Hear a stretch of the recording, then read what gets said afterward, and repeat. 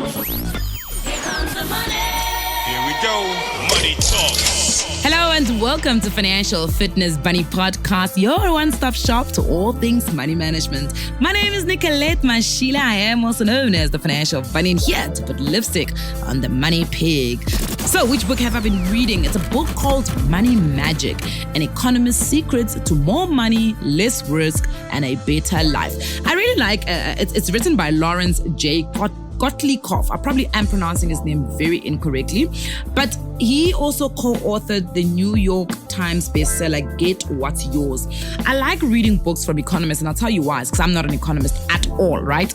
And in actual fact, at Rhodes University, I was doing economics and legal theory at the same time, and I struggled with economics so much that I wish I could get a second chance. It's like, you know, some people want a second chance at like maths paper 2. I want a second chance at economics at first year level at Rhodes University, because I understand it's so much better now, and I think that somehow the world of personal finance has become a little bit more accessible. I think even authors, economists themselves, and professionals, financial advisors are starting to use everyday language to be able to explain these phenomena in economics. And I think that's what Lawrence does in this book. He really assists you in understanding the economics behind some of the personal finance stuff that we have to obviously deal with. So if you are looking to increase your spending power, enhancing your standard of living, and making your own money magic, this is the book that is written for you. In actual fact, John Malden, author of Thoughts from the Frontline, says Money Magic is a financial freakonomics. You love this amazing book. It's full of wit, wisdom, and startling paths to a better financial life. And Nobel laureate in economics 2001 and co-author of Fishing for Pools, George Akerlof, he says Money Magic is quite probably the best financial advice book ever written.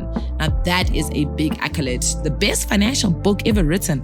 I'm hoping that one day I can write the best personal finance book ever written. I do think that it is the best. The one I've got right now, What's Your Move, is the best in South Africa. But you know what? Tooting my own horn.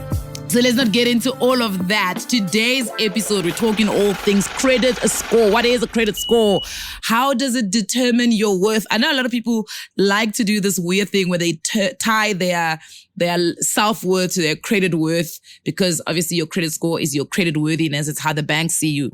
And one of the biggest things that I always explain is, remember that the banks see you as an investment. A lender sees you as an investment or a business prospect, because ultimately when you go to the bank, you say, I want to borrow money. The bank says, right, we're going to borrow you, but we're going to charge you an interest rate. And that interest rate basically is like rental. You see how I have properties? And when I want somebody, or when somebody wants to live in my property, I charge them a rent. Basically, the interest rate is rent for borrowing the bank's money. That's literally what it is. So if you take out a credit card and you've got a facility of 40,000 rand and the bank says, okay, we're going to charge you 23% of whatever you use, that's basically them charging you rent for using their credit card. I mean, it's simple as that. So you've got to see it like that. But how do you make sure that you borrow better and get good terms and conditions on your credit agreements? It's by making sure that you maintain good credit worthiness. Now, that credit worthiness, of course, is then represented by your credit score. So basically, your credit score is a numerical representation of your credit worthiness. Today's credit score is not your forever credit score. It's very important to understand that. I think often people think that, I'm stuck with it. It's like, it's not a name, guys. It's not like go to Home Affairs and you are now Nicolette and you are Nicolette forever. Another thing, just quickly to digress, every single person that meets me, and I introduce myself as Nicolette Mashile, and then they say, what is your African name? We need to discuss that, because I don't know if you think I was there in 1988 when names were being dished out. I was not there, okay? So Nicolette is my name. And if I were to tell you my second name, it would even be even more rowdier, because my second name does not do me any justice, guys. And if you can figure out what my second name is, please drop it in the comment section. I actually want to give the first person who gets my second name a big prize, because it's there. I mean, it's out there, it's public.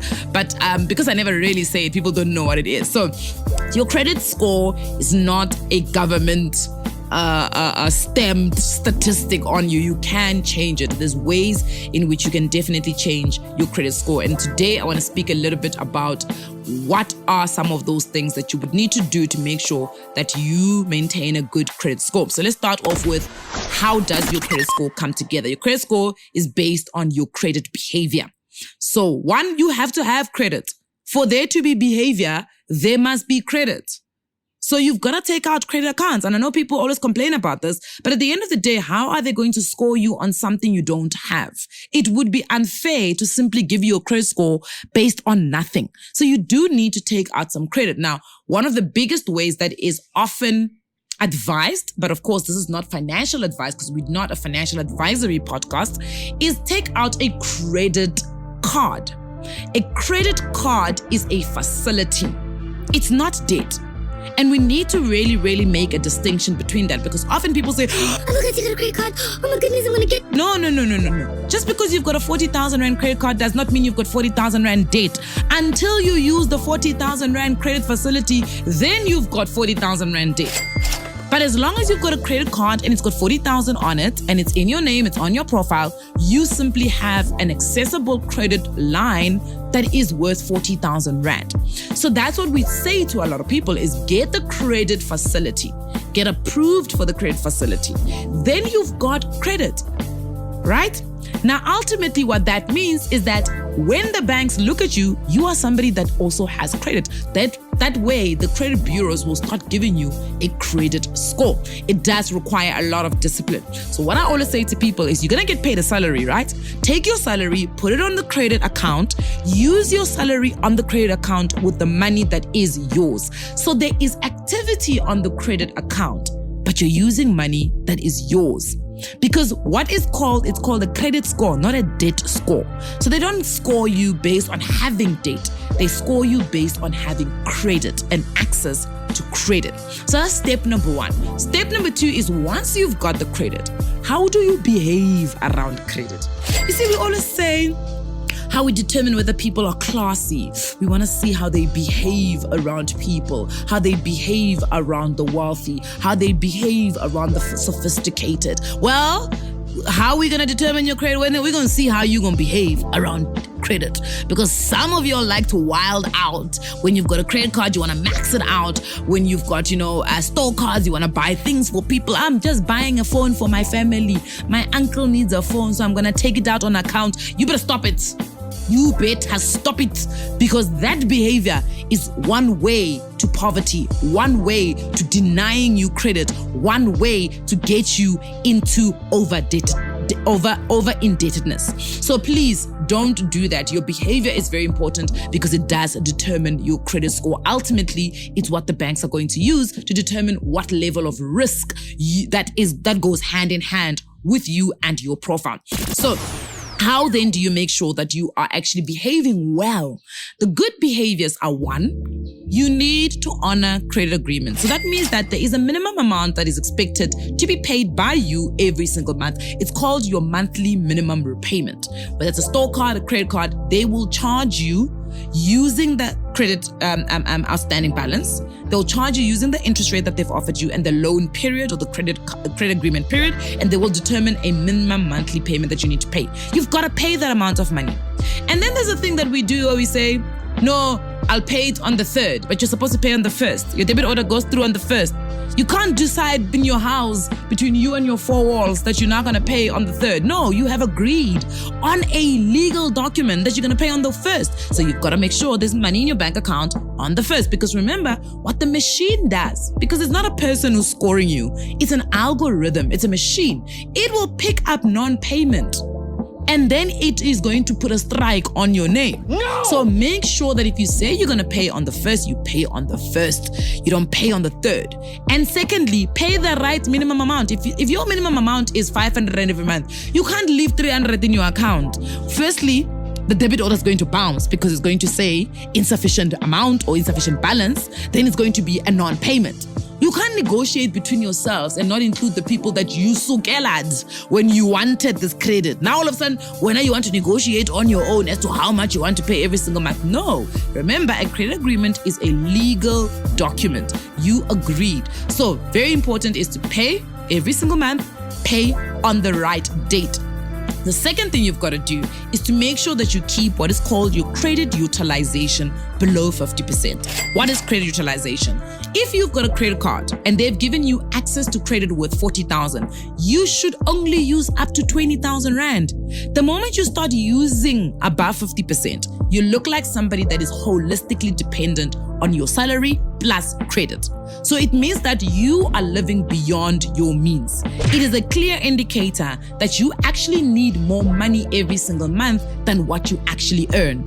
So it's important to make sure that you're keeping that credit utilization below 50%. And the way banks work, and the reason why they say 50% is because they also know, for instance, if you have a car loan, there's no way you're going to use below half of a car loan because you've got to use the whole car loan to buy your car. So that's why they cap it at 50% for these short-term type of loans that you've got, right? The third thing you've got to do is stop this weird thing. We're doing this weird thing where we want to prove to ourselves that we can afford things, so we go onto sites and we consent to credit checks. Stop it. Yes, you can afford the M2, okay? You don't need to go and ask for a credit check to see if you can afford the M2, because that thing looks like you are constantly looking for credit. Remember, again, it's a machine. The machine doesn't know because you are just checking. Because you didn't consult the machine and say, oh, hello machine, today I'm just checking. No, the machine thinks you are actually looking for credit. So as long as you are doing real credit applications, it will cost you because it is a strike on your name that you are constantly making credit inquiries. I know it can get confusing because we then say, check your credit score. You can check your own credit score for job purposes, for personal reasons that are not credit applications. And you can do those as many as you want. They are called soft inquiries. But the moment you do a credit application, that is seen as a hard inquiry and it will come against you. The other thing you've got to make sure that you don't do is this thing of out of the blue, just settling loans, paying off credit card, paying off this thing. Now, I'm not saying there's not something wrong with it, but I'm saying be wary, especially if you're going to apply for something. Be wary of settling loans and then tomorrow you want to apply for something. Because when you settle a loan, remember, banks are not silly. Banks are profit-making companies. They want to make their money. When they put together your credit agreement, they almost do what is called, they use a loan multiplier to calculate how much money they're going to make from you. So they know after 4 years, this is how much money they're going to make. So let's go back to that example we used in the previous episode with the home loan. If they calculate and give you an offer over 20 years on the 1 million Rand home, they know you're going to end up paying 2,300,000 and something thousand. If you take it over 30 years, you're going to end up paying 3,200,000 and something thousand. The moment you start shaking up those things and you pay in less amount of months, it means they make less money. So of course they are upset. Of course you are pissing people off. So what do? They penalize you for it. Because the credit agreement said 20 years. You are paying it less. Is it a good idea to pay it less? Of course. But remember that you need to be good with your timing because it will reset. As I said, your credit score is not your name. It will reset eventually, but you've got to make sure that you are timing it very well so that it does not come and bite you. The other thing you've got to do is make sure that when you are taking up credit, make sure you've got a good and healthy mix of credit facilities. So if you've got short-term loans, you must make sure that you've got unsecured debt and of course, secured debt or secured credit lines rather, so that you get a good and competitive interest rate because they're now seeing your behavior on secured debt and unsecured debt. All of these things play a very big role in making sure that they build towards your credit profile. The last thing, log in to the guys who give you credit scores and credit reports. Log in. I promise you it doesn't bite. Log in. You get one free one from the big guys, the likes of TransUnion, Experian. But I know that even the banks now, they give you a credit score. There's Kudo. There's the likes of ClearScore. They will give you one every single month. This is to make sure, one, that you are checking if your particulars, your personal information is correct. You are also checking if somebody else is not doing what is called identity theft and stealing your IDs and opening up accounts that you know nothing about. It's just about security and verifying the information that is on your credit report. It's going to be very important for you to be able to do that so that you are keeping up with what is actually happening on your credit profile. The last piece of tip that I want to give you is don't do this weird thing that a lot of people love to do, where they want to pay off, fix their credit score, and then within 2 months, they want to go and apply for credit. Banks generally will look at the last 24 months, depending on the credit facility that you are looking to get. So it's very important to remember that we don't fix our credit scores to take out more credit. We fix our credit scores so that we get ourselves some negotiating power. One of the biggest things that I get asked is, what is a good credit score? Each and every single credit scoring reporting company, plus the credit bureaus, have their own legend of how they determine your credit score. But your credit score needs to be on the higher side of whatever the credit score. So for instance, I know that with TransUnion, it goes up to 999. On ClearScore, it goes up to 705. So it depends on the service provider that you are using to be able to gauge what your credit score is. But I think one of the big things that I want to leave you with on today's episode is that your credit score is not constant. It can change and you have the power to change it. There you go today. That is a brief overview of what a credit score is, how it's determined. Remember, it is an important aspect of your financial well-being. So be sure to take care of it.